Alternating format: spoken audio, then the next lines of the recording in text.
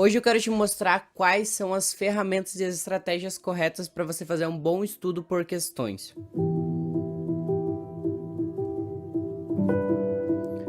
Olá, guerreiros e guerreiras, bem-vindos ao meu canal onde a gente aprende a estudar de verdade e não só decorar. Eu sou Igor Psico, sou estudante de Neurociência do Aprendizado e ajudo você, que é universitário, concurseiro, que tem o objetivo de aprender mais e menos tempo, que é melhorar sua forma de estudar e, consequentemente, aumentar seu desempenho.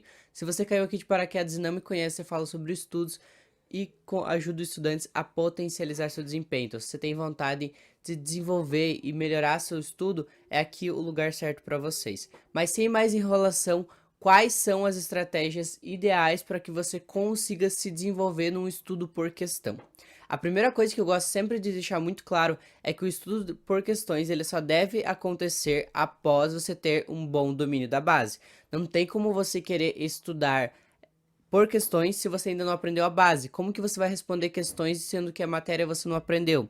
Então você precisa aprender o conteúdo para através das questões você ver o que você tem facilidade, o que você tem dificuldade, na qual ponto da matéria você não captou, porque é ali que você vai tirar essa prova real. Então essa base já é importantíssimo que você esteja.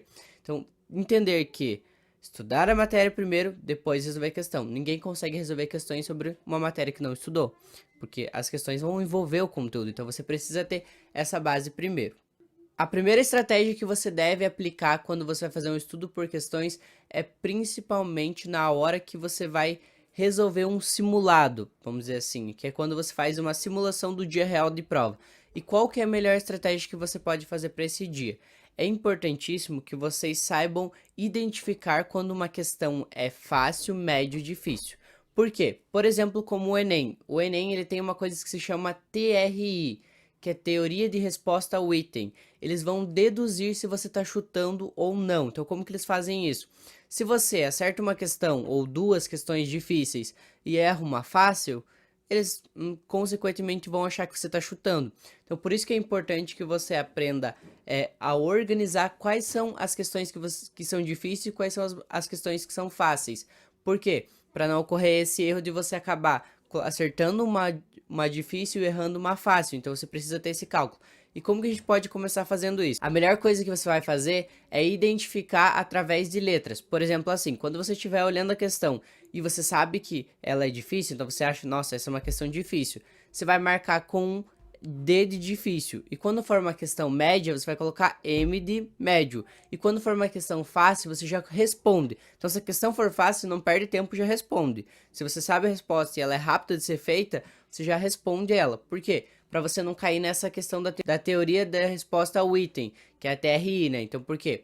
Se você acertar fácil, se você acertar alguma outra difícil, eles não vão achar que você está chutando, porque você sabe bem as fáceis. Então, é importante que a primeira estratégia que você tenha é saber identificar quando uma matéria e quando uma questão é difícil, médio ou fácil. Essa é a primeira estratégia que vocês devem fazer em relação ao estudo por questão.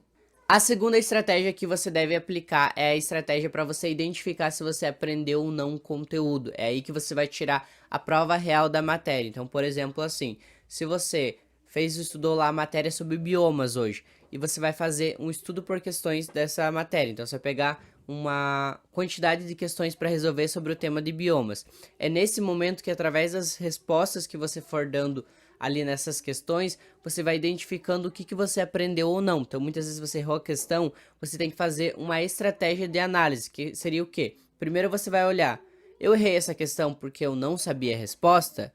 Ou eu errei essa questão porque eu estava desatento? Se for a pergunta de eu não sabia a resposta, você deve anotar o tema que foi citado nessa questão para você reestudar, porque significa que essas informações não ficaram bem consolidadas na sua mente. Isso é o que a gente chama de gaps. Gaps é basicamente lacunas ou buracos, que é quando você tem essas lacunas do teu conteúdo. Então você estudou a matéria, mas às vezes você vai responder o conteúdo e alguma parte da matéria não ficou bem clara. E é esse ponto que você vai utilizar as questões para você conseguir consertar e ver no que você está errando e o que você precisa melhorar. A terceira estratégia é a estratégia de ter um cronograma de acertos. E por que isso é tão importante para quem estuda por questões? Ter um cronograma de acertos vai fazer com que você tenha um parâmetro de como está indo o seu desempenho, como está indo a sua evolução, e também tem um parâmetro de aonde você precisa melhorar. Então, como que você vai fazer essa ferramenta, esse controle de acertos. Você pode pegar o Excel ou pode fazer à mão, como você preferir. O que você precisa fazer? Colocar a matéria, o conteúdo e a quantidade de acertos que você teve. Por exemplo, nesse primeiro mês ou nessa primeira semana, vai depender de como você está se organizando, eu acertei 10 questões de matemática. Eu te acertei 10 questões. No mês que vem você acertou 12. Opa, significa que está tendo pouca evolução. Então talvez seja melhor eu dobrar a minha carga horária de estudo de matemática para que eu consiga aprender muito mais. Por exemplo, ou você pode usar o exemplo assim: tô lá com a matéria de matemática, os meus acertos de matemática estão bons e estão aumentando, então eles estão progredindo. Mas a minha matéria de química, ela tá decaindo. Então, opa, em química eu preciso prestar mais atenção e estudar mais. Por isso que o cronograma de acertos é tão importante. Então você tem que ter a matéria, ter a quantidade de questões que foi colocada. Então, por exemplo, eu vou fazer 20 questões, coloca lá 20 questões. Das 20 questões, quantas eu acertei? Eu acertei isso. Quanto foi meu desempenho comparado do mês passado? Ou da semana passada? Foi isso. Tô regredindo bem? Não tô? Onde que eu preciso melhorar? Qual matéria eu preciso estudar mais? É isso que vocês precisam fazer, vocês precisam ter essa autoanálise. Porque quando a gente está falando de vestibular, estudo por questões, a gente está falando de uma questão de autonomia. Você precisa de você por você. Não vai ficar ninguém conferindo para você quantos acertos você está tendo. Você precisa ter esse controle para que você saiba direcionar aonde você precisa estudar mais e aonde você precisa se focar muito mais. E o quarto, a estratégia do estudo por questões é fazer com que você identifique qual é o padrão de prova. Por exemplo, um concurso ele tem um padrão. Quando você resolve as questões, você vai percebendo que algumas questões eles chamam de questões coringas. Elas sempre caem, só que com um contexto diferente. A estratégia de estudar por questão vai fazer com que você identifique quais são esses padrões. Por exemplo, matéria do Enem que cai em matemática sempre, razão. Razão sempre cai no Enem. Algumas questões de lógica também sempre caem. Então isso é um padrão da prova. Esse é um padrão da prova, por exemplo, do Enem. Mas tem concursos, por exemplo, que tem seu padrão.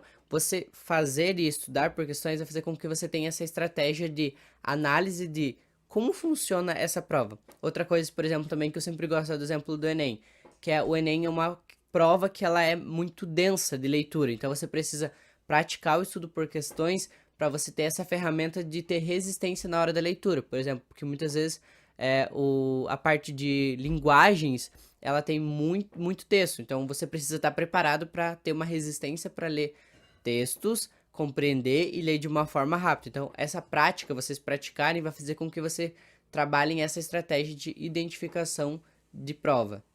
E se você chegou até aqui, significa que você quer aprender a estudar de verdade, que você quer melhorar sua forma de estudar.